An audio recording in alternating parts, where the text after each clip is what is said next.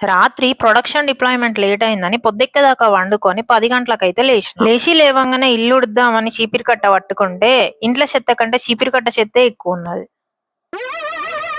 ఏంటి బాబన్న ఇంకోసారి ఇంట్లో చెత్త కంటే చీపిరి కట్ట చెత్తే ఎక్కువున్నది. ఆకుకూర తింటే ఆరోగ్యానికి మంచిదని ఈసారైతే మెంతి కూర ఆర్డర్ పెట్టిన. కట్టని చూస్తే కళ్ళకు మంచిగానే అనిపించింది అని తుంచితే మాత్రం కొంచెమే అయింది. ఆయంత కూర వండితే కుండకే అంటుకపోగల అని 3 టమాటాలు, 2 ఉల్లిగడ్డలు, 4 పచ్చిమిరపకాయలు అయితే తీసుకున్నా. పిండి పట్టుకో అని జల్లడ కొనిస్తే పిండికి తప్పించి అన్నిటికీ వాడతాను. కోసుకున్న కూరగాయలు పొయ్యి మీద వేసి మళ్ళా దోశ పిండి కోసం బియ్యం నాన కూర మాత్రం కుండకు అంటుకపోకుండా మంచిగానే అయింది. మెంతి కూరకు మంచింకి కోడిగుడ్డు ఆమ్లెట్ మంచిగా ఉంటదని ఆమ్లెట్ వేసుకున్నా. ఆమ్లెట్ వేస్తున్నప్పుడు ఆమ్లెట్ గుండ్రంగానే ఉండాలనా ఏందనే ఆలోచన వచ్చింది. దాంతోని పెనం మీద ప్రపంచ పటం దించిన. అన్ని కలుపుకొని పోయి టీవీ ముందు కూర్చొని ఎప్స్టైన్ ఫైల్స్ ముచ్చటైందా అని అనుకుంటా అన్నం తిన్నా. తినంగానే మంచి ఒక న్యాప్ వేద్దాం అనుకుంటే పెద్దన్న మళ్ళా పెద్ద బాధ్యత అప్పచెప్పిండు. బాధ్యతనైతే భద్రంగా యేసుడు స్టార్ట్ చేసిన. ఇది ఇయాల్టి ముచ్చట. బాయ్ దోస్తులు, మళ్ళీ కలుద్దాం.